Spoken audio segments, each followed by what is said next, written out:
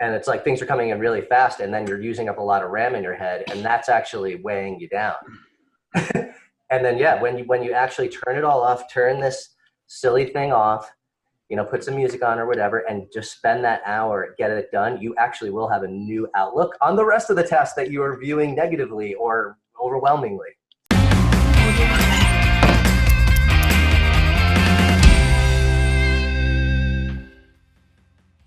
Hello, everybody. This is Jake Stenziano, host of Wheelbarrow Podcast, here with my co-host, the multi-family mentor, the coach, the chef, the father, six, best-selling author, the G-Daddy, Gino Barbaro. Gino, how's it going? Mr. Stenziano, I'm doing so much better than you. I have no environmental docs to fill out. I'm feeling good this morning. We've got an awesome guest on today. The community's growing. We just finished the boot camp last week in Knoxville. How are you doing? Gino, it's like we had the question last night. What would Cersei do? And when you're doing these deals and you're dealing with tough multifamily owners, folks, just ask yourself, what would Cersei do? And if you don't watch Game of Thrones, you better. And what did I say? What did I say Cersei would do? No, you tell me. I'll do us cracking up. She would put them all in a room and blow the house up. Put the lawyers in there, put them all in there and blow the thing up, right? And you know what? She doesn't have to pay for lawyers anymore because they're all dead, right? That's right. Wow, we're getting off track. Anyways, today's guest is Chris Jackson. Chris is the managing partner at Sharpline Equity, a multifamily group investing in the Southeast. Chris specializes in asset management and gets the most out of third-party property managers, specifically through marketing and using tech. So without further ado, Chris, welcome to the show. Thanks, guys. I'm happy to be here. So I know you have a big transition going on in your life right now. You're going from the tech space and you're getting full-time into multifamily. Talk to us about how that transition is going and some key takeaways. Sure. I mean, I've been investing in real estate for the last 10 years, slowly. Started out in small multifamily, but I've been a tech partner in a tech company for the last 10 years, been in the tech industry for 15 years, and just slowly over time building up the portfolio. And in the last 4 years, getting more involved in syndication deals, and now getting to a place where I'm stepping away slowly from the tech business. Why multifamily? Why multifamily? I can tell you, I love multifamily because I've had experience with the singles and the flips and the wholesaling, and I just love the ability for getting access to larger deals than I ever could have on my own through syndication and through winning as a group. And the fact that you can scale, and I have experience with not being able to scale with singles. So I have a direct correlation to coming back to multifamily and knowing that's the place where I want to be. So Chris and I met each other back in October of 2016 online, and we were the two guys on the phone always complaining that there's no deals out there. We can't find any deals. And it was just went on for years and years. And now we look back and we're like, man, there were some really good deals back then. So, I mean, the point of that, my question or my statement is, how are you finding deals now? And why do we have that mindset back then? And how do we get rid of that mindset? There's 3 questions right there. So sorry to pepper you. That's good. You'll have to remind me of all the questions, but I'll get through it because I like to talk. But I'm finding deals right now, and we're finding deals as a group by really focusing on one market. We have had success in Atlanta, and then for a while we were getting pulled by the shiny object of many other markets out there, kind of looking for a magic market that's going to make everything all right and easy. And that's just not the way it is. There are great markets out there, but when you focus in on a strong market, even if there's a lot of competition, you're there because of strong fundamentals. And you just have to break through all the barriers of the fibs you're telling yourself of it's going to be easier somewhere else. And then you don't do the work of that constant, that persistent relationship building, developing your broker network and property management network and just contacts in your market so that you know really what a real deal is in that market, because you just know it. You know it block by block. You can see opportunities better than just kind of on the periphery of a new market that you're hoping just a deal is just going to come your way. So what were you looking back in 16? You were still doing single families, correct? You were still dabbling in flips, correct? Yeah, I mean, I was doing some wholesaling, so building up a single family portfolio.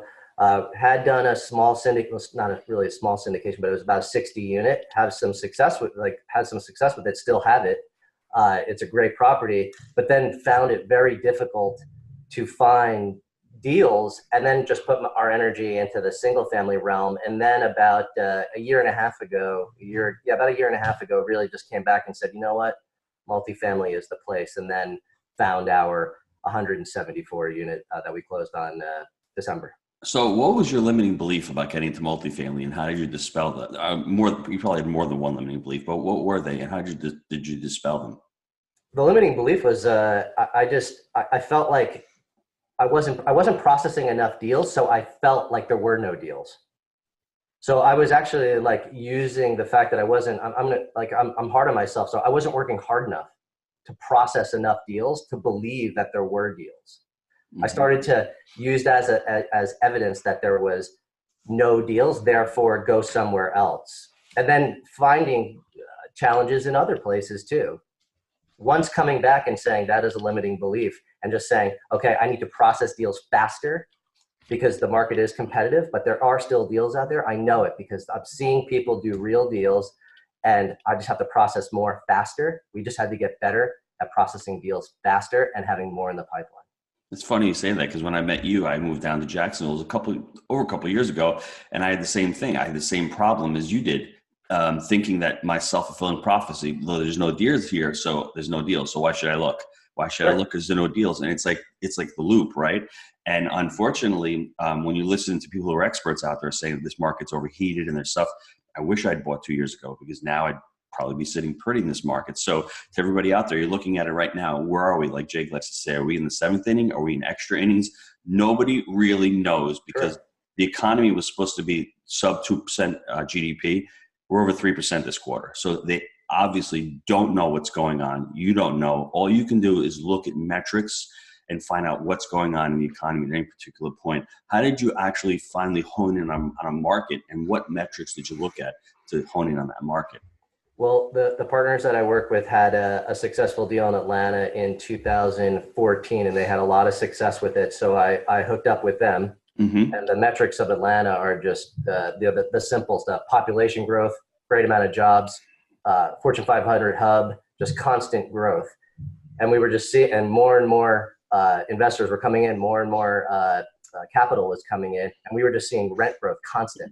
If you provide a good product for your tenants in your asset classes, they will pay the premium. You have to know where your bands of limitation are, but they're so hungry for decent product because it's been ignored for many years by many landlords that are just, they rode the wave of, they bought cheap at $17,000 a door or something in 2012 and just never did anything for the properties. So, Chris, when you go into Atlanta, how do you actually hone in on a submarket? Because everyone can say Atlanta's got 3% population growth, 4% job growth, whatever those numbers are. How do you hone in on a submarket? How do you start analyzing that submarket? And how do you choose where in that part of the city you'd like to invest in? Well, I mean, we're looking for that C and B asset. So we need to know where pricing makes sense. We have some areas that have gotten so overheated that, you really have to get extreme rents. Like you can go into certain areas that are $140,000 a door right now, but they are getting rents of $1,400-$1,600.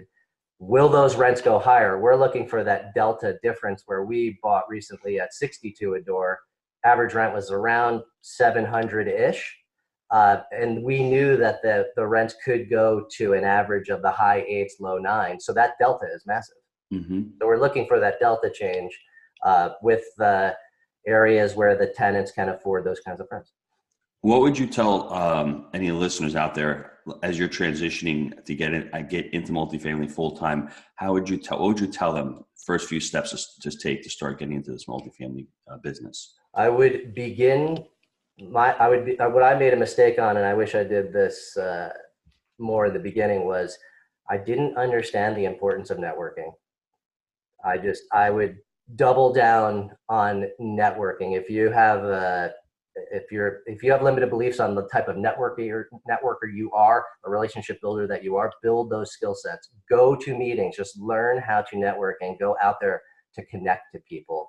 Like, you need to build a capital base. So that's going to come in the form of networking. You're going to need to reach out to brokers, property managers. So that networking and relationship building skill set is really important. And I needed to develop mine. I was terrible at it.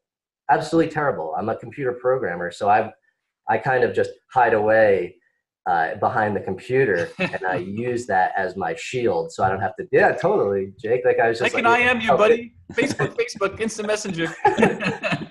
And then over time, over years, I just started to develop like, hey, I got this inner extrovert inside of me, and I can connect with people in a way that's that I really care and want to connect with people. Authenticity, and I just built that skill set over time, and that's when it made the difference. You're on with the G-Dad right now, and he's bringing out your inner Tony Robbins. What is it? Release the beast within, or whatever his book was that he's talking limiting beliefs. The power within, my friend. Or at least he's thinking about Cersei and dragons right now. That's his problem right now. So I like that, Mr. Stenziano. Networking. Build your network. So this is funny because Jake and I had a podcast with a gentleman a few weeks ago. His name is Weldon Long, and he came up with a new word that we learned. It's called the ambivert, and I had mentioned it to Chris a few weeks ago on one of our lessons, right? You're not an introvert, and you're not an extrovert. Chris, Jake, and Gino, all three of us, I think, are ambiverts. We don't all want to be on the stage and go, hey, how are you? But when we have to do that, you have to raise your state, you have to raise your physiology, and you can do that. I'm an introvert by nature. I don't like making a noise. I like being in the background like you, Chris. I'd rather be in front of a computer creating content. But I think part in time in life, we have to train ourselves that we have to do that. We have to get out and mingle. And when you can attach some kind of joy or emotion to it that you'll like it, because really all you're trying to do is connections in life. That's what I think life and real estate is all about. It's about having fun. We're having fun right now. So if you can put that emotion to that networking, it's really important. And people are always asking me, I'm going to ask you this, but how do you find or source deals? That's one of the ways you do it. Finding and sourcing deals is by getting in front of brokers. Or what other ways do you source deals? I mean, there are other ways. Right now, we're not spending a lot of time on doing this, but I can tell you that I have seen some things that work by people that I know, and I've seen it possibly work if I do more of it. Like, shame on me, but you can do the direct mail thing. I mean, I've done direct mail even to the 100-unit space. It takes a lot more list scrubbing, and you have to get through to the real person of the LLC. But I've definitely had conversations with owners that haven't materialized to deals, but that's shame on me. Do more of it. But I've definitely talked to sellers that have contacted me through direct mail. You can also do cold calling. If you have that kind of outward confidence, I mean, now that I know what I'm doing in multifamily, I can reach out to sellers. I feel good about it. It's just the time to do it. That I have seen that work. But really the sourcing for deals for us is just always staying in touch with brokers and finding a way to call them up and having something interesting to talk about. Not just, hey, Tom, got any deals for me? Like, yeah, sure, you do that in a sense, but really it's about, hey, Tom, saw that deal down the street sell for 52 a door, and I know that it had that issue. Can you tell me why this other one's going for 75? What's up? Having real conversations, and then you develop a deeper connection with the broker, and you're going to move up the list of being top of mind. I love that. But before I ask my next question, I forgot to mention a couple of other things that people can do to get into multifamily. I think one of the most important things, and it seems like you did it, is partnering. Jake and I partnered up. So partnering holds you accountable. That accountability is huge, because when you don't want to get on the call with the broker, when you don't want to fill out environmental docs, when you don't want to do that stuff, you're not going to do it for yourself, but you're going to do it for your partner, which is really weird. I don't know why that happens. Or when you need to go to a networking event and you don't want to do it, but your partner says, you know what, I'll go to the next one. Guess what? You're going to this one. That's really huge. Two other things that you need to do. You need to create a really good environment for yourself. Chris, as you see, the Jake and Gino community is really filled with some really amazing people. And why is that? Because they all want to be like-minded. They want to create a tribe, and you want to have a like-minded mentality. So when you're talking about multifamily, he just did a 30-unit deal. He did a 50-unit deal. He did a refi. We're all in a room together. It's really invigorating. It's exciting, right? That's important to have that environment. Education is another huge important component. I don't mean like education, listening to a podcast, looking at a couple of videos. Find a community that does what you want to do and start learning from them. Learn less, more, and repetition. You need to keep repeating that education because it needs to get ingrained. It needs to become habitual. And I think the last thing is identifying. You need to identify as a multifamily investor. When I was in the kitchen and when Jake was a drug rep, he was identifying as a drug rep. But once he became a landlord and a multifamily investor, after our first deal, 3 months to the second deal, 6 months to the third deal. Why? Because all of a sudden you identify as a multifamily investor. You start taking those actions. You start collecting the rent. You start doing payroll. You start calling the brokers. You start analyzing deals. You start talking to contractors. You start going to meetups. All of a sudden, you take that new identity and you start taking those actions towards that new identity. So there's so many things that can incorporate it. It becomes habitual. And you start going to those meetups and you start talking to other brokers. Whereas if you're identifying as a chef in the kitchen, you're not really going to pick the phone up and call the broker because, or if you're a programmer sitting in front of a computer screen, you're not really going to do that. But once you identify as what you want to become, I think everything changes. Game over. Does that make sense? And optimism is so underrated. The Jake and Gino group is full of optimistic people that are looking to solve problems and move forward in a way that it can be done. I mean, optimism and identifying is where I identified myself as a small multifamily guy. Mm-hmm. And then, a 174 unit comes along and I'm not identified as a large multifamily guy. So you can talk negatively about yourself. How is that possible? Am I there yet? Am I ready for it? But when you start to say to yourself, like, I must become the 174 unit guy, the 200 unit guy to get the 174 unit guy, and you surround yourself with optimistic people like yourselves. I mean, you guys lifted me up. I've been part of the community for 2 years. Add value to the group, get to know people, go to your events. I meet Neil Bawa of Grow Capitalist. Yep. Grow Capitalist, Neil Bawa, invest in our deal, partner with us for the 174 unit. It's just like surrounding yourself with optimism and realizing and believing that you are the 200 unit guy. And now I have to become the 300 or 400 unit person. It's true. And I'm going to give Jake a lot of credit for this because I remember one of the defining moments that we had was I'm in the library and Jake goes, "Is this $55 million deal? Let's put an offer." And I felt like when he said that, I was like, what's he smoking today? I mean, there's no way we have a shot of getting this thing. I didn't know anything about raising money or syndication. This was only a couple of years ago. But what it did was it gave me the identification I could identify to take the deal down. All of a sudden, we start talking to people about raising money. All of a sudden, I start podcasting syndicators and I learned the syndication model. And hence, we didn't get the deal. We probably, if we did, would have been awesome, but we didn't get it. But what it did was it set a chain reaction of other things that happened. So that's what partnerships do. I probably wouldn't have looked at that deal if I didn't do it. I probably wouldn't be writing another book. I probably wouldn't be expanding. So partnerships do that. They push you and they actually, and it wasn't just me looking at $55 million. It was Jake and my other partner. And it was just something that was like, let's push the envelope. And I think as you start doing that, you think big, you start small with a 20 unit, 30 unit, and things start accelerating. And it's just like, what happened 2 years later? You're like, wow, 30 unit. What was I thinking with a 30 unit? But you need to start somewhere, I think. I like what you said about the fact that you didn't get the deal, but it had you like give that layering approach of you're ready for the next one. Mm-hmm. There have been so many situations in my journey through multifamily where, I say something in a meeting or I'm not there yet. And, you do sound like an idiot. You just know it. You're like, oh yeah, that was me. I'm the guy. Like I was in Jacksonville, 2015. Oh my gosh. Can you imagine? And, 150 unit deal. And I got to the table of the seller and talking to the broker. I got it there. I got into that place and they said something like, oh, and you're going to assume the loan and there's 4 years of IO. And I was like, what's IO? And they were like, I could just tell they were like, oh, I guess this dude's not that big. This is not our guy. But you know what? You have to like be gentle with yourself and go, okay, I won't make that mistake again, but you have to go through it. It's going to happen. And then you're ready for the next one.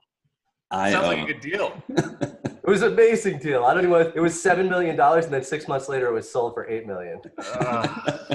Guys, I want to touch on something real quick because this is people may not like to hear this, but I always believe in taking the long view.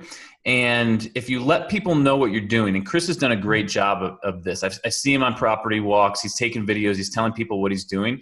And if you take the long view and you become a magnet within your space, things will come to you down the road. Now, Gino and I have been basically hunting deals since 2010, 2011, and it took us a long time to get in, and we've always had the long view in mind.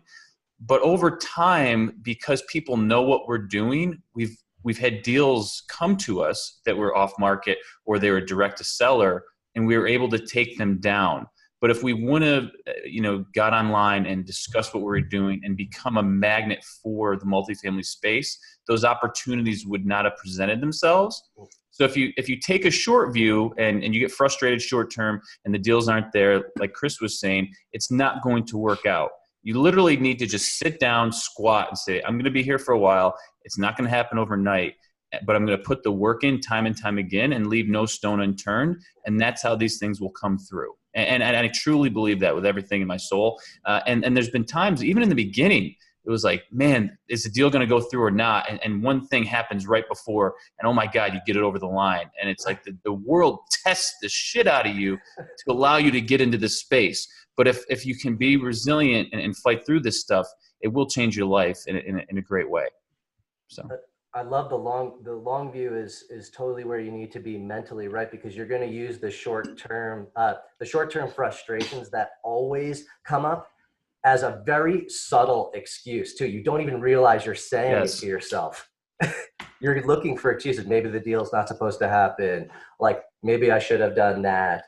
Maybe I should go in that. Like it's a very defeating attitude. So when you push through that and have a long-term view, that's okay. Like this is what I'm meant to do right now. I'm going to learn, and then I'm going to keep on moving forward. And that's why you have to love this stuff. No matter what, it's going to happen. And I don't give a shit what happens. I'm going to get through it, because the opposite of that is the pie in the sky mentality. And that's for somebody else and not me. Right. So it's your choice.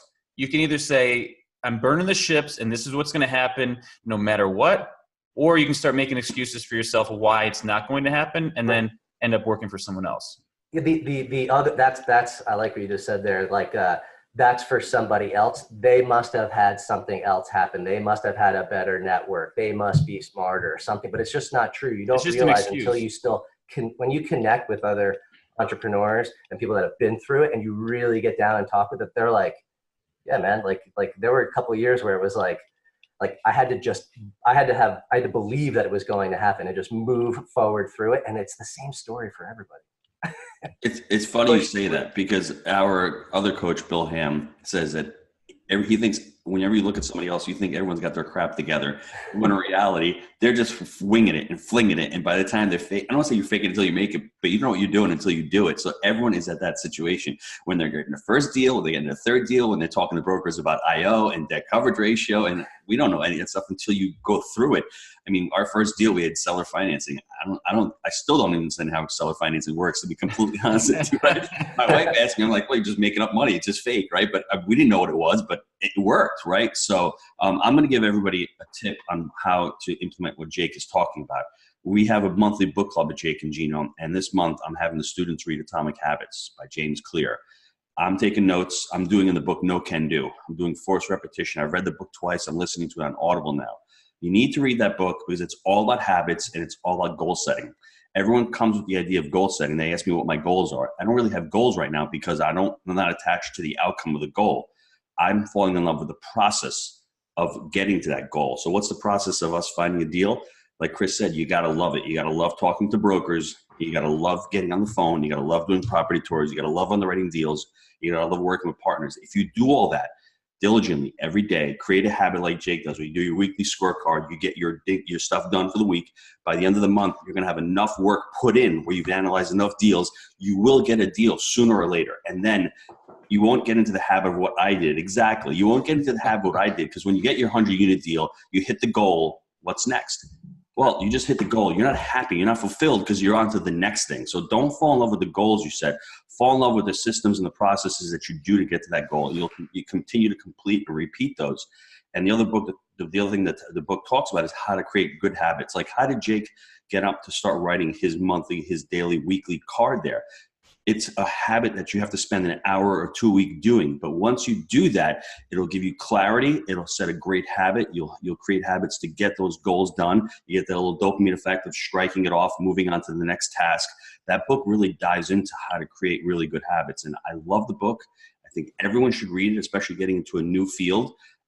Go out there and read it, because it's really changed my mindset on what goals look like. One of the things that we do that I think is that dopamine rush of just movement, and it's important for movement, is we use a software that's a to-do list that I recommend for people, but it's called Trello. And it's a bunch of columns that have cards in it. And that's how we actually process deals and underwrite them and just have movement. And it forces you to say, okay, these are the deals that just came in. Let's fill this new deal card column.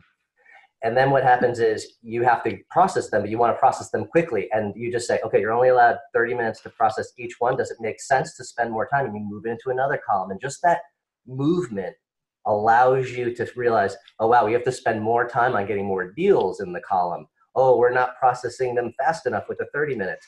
Oh, we haven't had enough go through to the 2-hour part where we do like a phase 2. It just allows a visual movement and that dopamine effect totally of just movement. And it also allows you to fall in love with every deal, but also have enough that you fall out of love very quickly, which is the discipline required in multifamily. You have to be able to go after deals and get them in your world and fight for them. But then when the numbers or new information comes in that either you can't retrade or you just know it's just not going to work, you got to fall out of love and go fall back in love with your other work that you've done to fill your pipeline.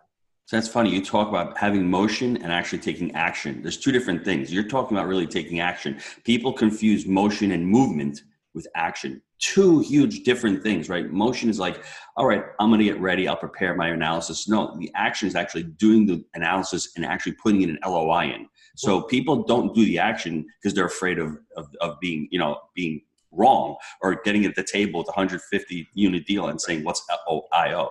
They're afraid of that point. You have to get over that fear and say that we've all been there. We've all done that. What is purchase money mortgage? I didn't know what that was, but it's great. I'm glad I didn't know what it was. I found out what it was. So it's important that don't confuse that motion of doing something with the action that you're supposed to take. So I thought that was also important what you're talking about too. So before we get into the short answer questions, I want to ask you this question because I think it's important for a lot of people that are in your world right now. They're transitioning. How do you set up your day? How do you work through the day where you have a full-time job, you have a family, you're underwriting deals, you're having to take these property tours, you're coaching, you're doing all this stuff. How do you, segregate everything out? And how do you, I'm going to be fully transparent and vulnerable right now. I am not the person to look at right now in this transition. It's all over the place and I'm doing my best and I do best to structure. But in multifamily also you can structure, but then true priorities do show up and you have to rearrange your schedule and take the call and handle things.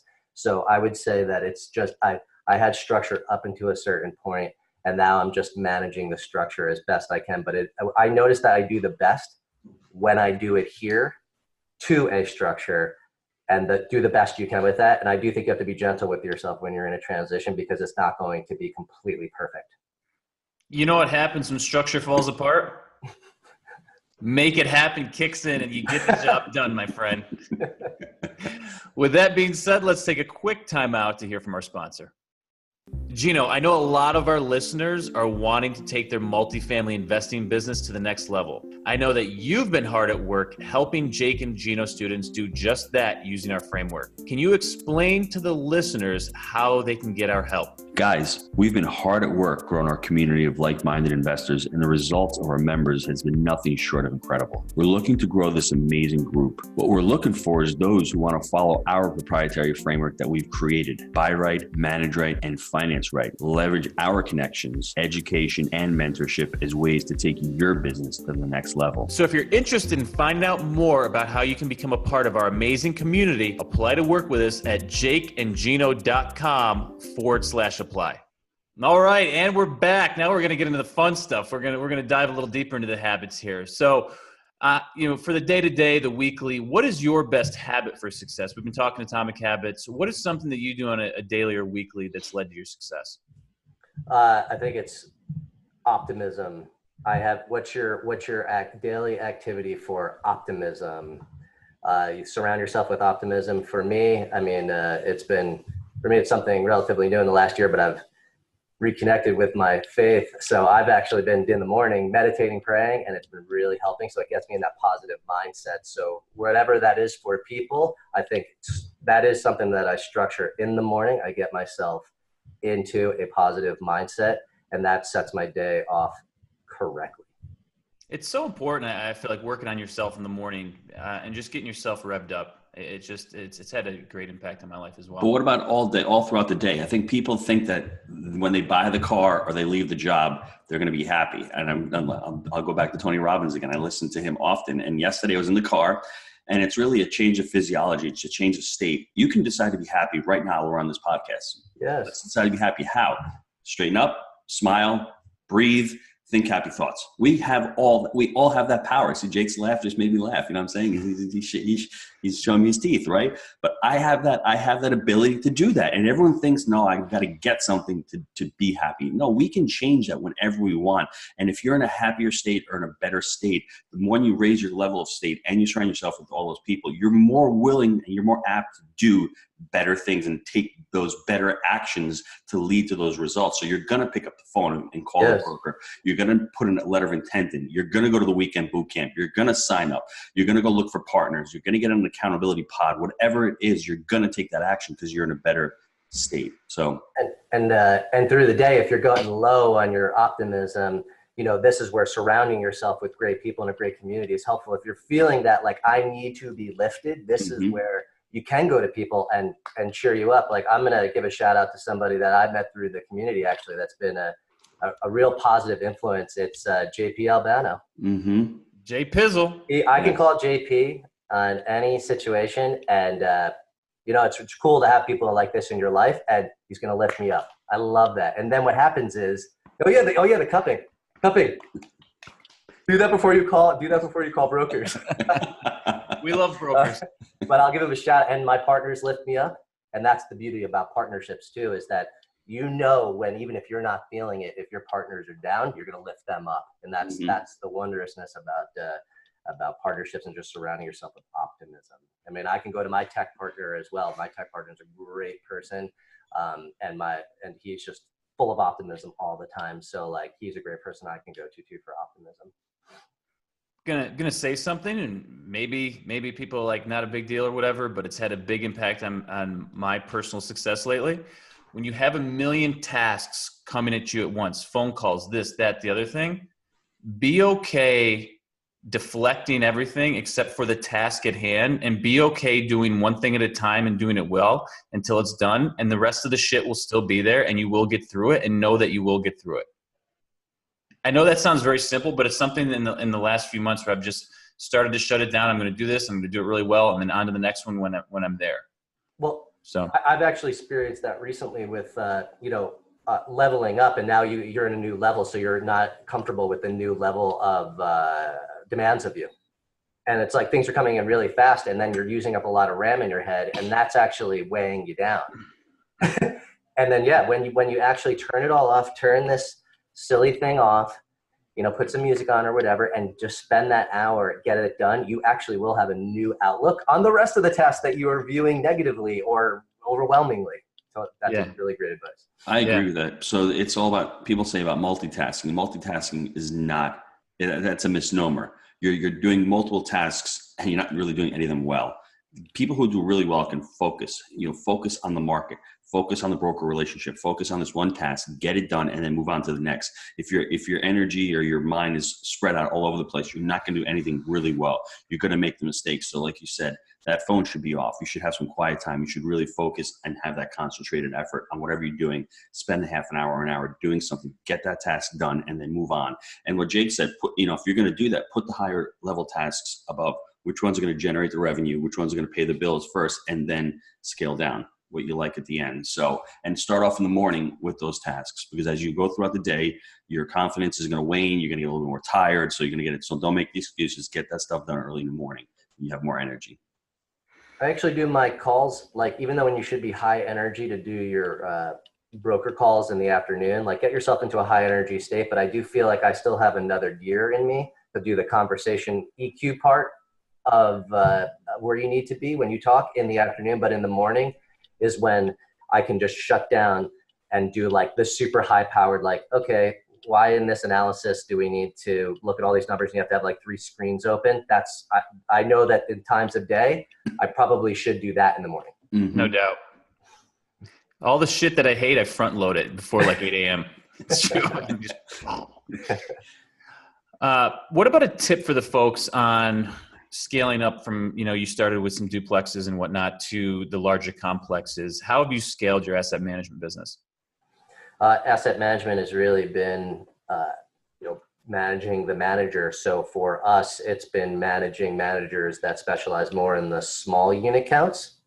And then as you get into the bigger unit counts, like I feel like 50 was more similar to the 8 and 12 unit style management, a bit more sophisticated. And then we've had to learn the level of sophistication that we had to level up even further on 174 units, just a lot more moving parts. But you get into more templatized approach. You can make more templatized decisions, and that's been a lot of fun. So when you're managing your manager, you're talking more about like, we're going to rehab 12, and they're going to be of the same template. That's a different mindset than a 50 unit that has 4, and then you're not going to see that for another 6 months. So I just feel like you have to have a different strategy of project management and asset management of your manager. What besides the IO comment? Any mistakes starting out that could have been avoided? Mistakes. I'll just reiterate. Yeah, hid behind wanting to underwrite deals because that's Excel spreadsheet world. Send me deals and I'll underwrite deals. Then I'm just gonna underwrite and put in offers. And I'm gonna get deals just because I'm underwriting. But I didn't realize that I had to do more networking to get more deals in, and then I probably would have underwrote faster. Now, underwriting faster comes with experience, so you got to put in the reps. You're not going to be able to take a 50-unit deal and underwrite it like 2 seconds and know that you're really fine-tuning the levers in the proper way, but you're only going to get there if you do the reps. So I would say, yeah, like spending more time networking so that you get more deal flow, so you get more reps so that you underwrite faster. Maybe front load the broker calls too. If it's something, because I see a lot of folks in the community that they're just uncomfortable making the broker calls in the beginning. Maybe get those done first thing in the morning and get them knocked out. And then you're done with that for the day if that's something that you're having a hard time with. But then get on site, do the property tours. Then you're going to build rapport during those property tours. And then you may have some buddies out there where it's like, hey, Joe, how's it going, pal? And it's more of a friendly conversation. So, and I think you're going to feel better talking to brokers if you are willing to commit to site visits. You know, brokers are going to put you way up on the top of the list, even if you feel uncomfortable. I mean, think about it from a broker's perspective. There's a lot of people coming at them and you say, hey, I'm serious. I've got my capital lined up. We are going to deploy capital in this market. I'm going to be there next Thursday. Does that work for you? I'm lining up my broker calls. That's a very different conversation than this is the first time we're talking. You have 100 other people. Can you just send me what you have, please? Chris Jackson's coming to town. Here comes Santa. Give me the deals. And even after I think this is important. So even after hustling and having great broker relationships in Atlanta, I'm still surprised by the level of difference it makes when you're on site. I can spend a whole 2 weeks lining up a 2-day trip to line up and see properties. Boom, boom, boom, boom, boom. I know where I'm going. I've done the work. I know I'm lined up. I feel like I've exhausted all the properties I'm going to see. While I'm there, even to the same brokers that just lined up, I can say, I'm on site. I'm looking at this thing. They're going to say, oh, while you're there, go check out these 3 others. I'm like, yes, why didn't you every tell time. me that? Why didn't you tell me that? I would have added another day. They don't. I don't know what it is, but they see you're serious, and they're just like, I'm thinking of it now. It just came on the market. Go travel 20 miles to this other one, and you do it. Hold on. We're shutting it down. Say that again, because I just had a huge, because it's happened to me so many times and we haven't really discussed this much. Say that again for the folks that missed it, because this is a huge takeaway for the show. When you are on site, you are going to be there lined up with your properties that you're reviewing, that you've hustled to get lined up. You've planned your days. But while you're there, you still reach out to the brokers, tell them you're there looking at some properties. Not every property you're going to do a planned tour. You're going to drive by. So you call them back. Hey, I'm here. What else you got? Every broker that knows you're there is going to say, go check out this other one that just came on the market, or, hey, didn't think of that one. Sorry, Chris, go drive 20 miles. But while you're there, it happens. Every time it happens, and do the work. If you have to catch a plane at 5 and you have an hour to get back, you get your ass over there and still drive the property and check it out. And if you miss your flight, that's fine, because that deal is flights. Yes. We have canceled flights and been like, we're going to stay over because we got to wake up at 5 a.m. and check out these 3 properties. Yep. And you learn a And lot. if you're when not there. willing to do that, you're not going to succeed. Sorry, Gino, what were you going to say? No, I was going to say is you believe it or not, you learn a lot more when you're there and you're building rapport. And the broker's going to be like, wow, this guy is making it happen. He's actually going to stay. He actually stayed over and he's going to look at the property. But you really learn a lot more. You're there. You might as well try to get as much juice out of the visit as you possibly can. And we got last deal in November in Louisville. That's what happened. I mean, I remember talking to Jake. I was in the park driveway. It's 5:00 and they're looking at the last deal. Broker's like, yeah, well, you want to go look at another deal? And Jake and Dylan are worn out. They had a 3-hour drive there. They walked 3 properties and it was frustrating because nothing made sense. And then all of a sudden, hallelujah, he shows us a property that he wasn't going to show us that was really off market. And you would look at it and it's like and it was a total mom and pop. And he knew exactly what we're looking at. And Jake and Dylan throughout the day were telling them this deal doesn't work because of this. And I think the broker was getting all that information and said, okay, I finally have a deal. I could have bought the deal in 5 minutes. I swear to God. I mean, I've seen enough of what that was. I could have pulled the trigger in 5 minutes and we would have been fine with everything that was on the table. When you see it and you've been in it long enough, sometimes you just know. And granted that we could have caught, some stuff during due diligence, but I was literally 99% certain, like, this is it. We're done. Let's get out of here. Here's the money. Done. And when you put in the reps in a market, that's where it's like where it is, what is it surrounded by. On paper, you can look at a lot of stats sometimes and just be like, hated it.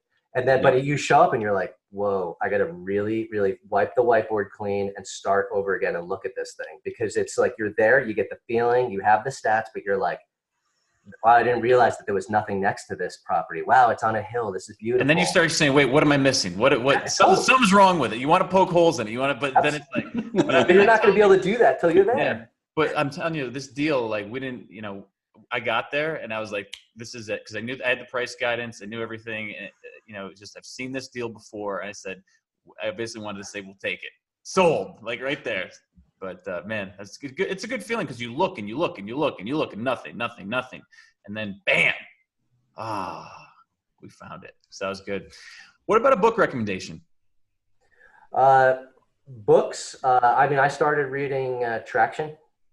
I'm just in the beginning of it. I'm not reading too much other than my morning prayer, if you will. I'm actually reading the Bible now, so that's my book. But he's working on himself right now, G-Dad. That could be a business book for certain folks, but from a business book, I say Traction. I started reading it, and I know that our team needs to put more standard operating procedures in place and think through goal setting. And we're growing in our business too, and this is our improvement. And I think Traction will help us get there.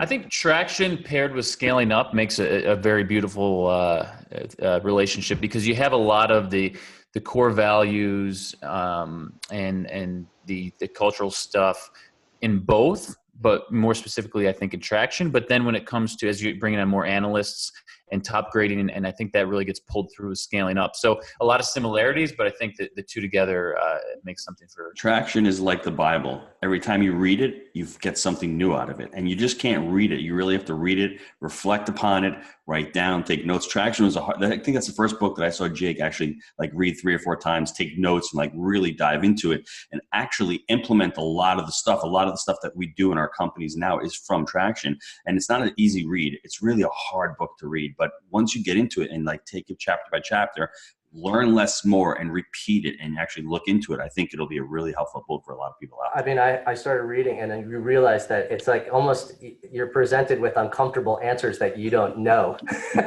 You're like, oh wow, my company message, I need to figure that out. Like it's like these very big questions, but like they lead you to building your core values, and I think it's wonderful.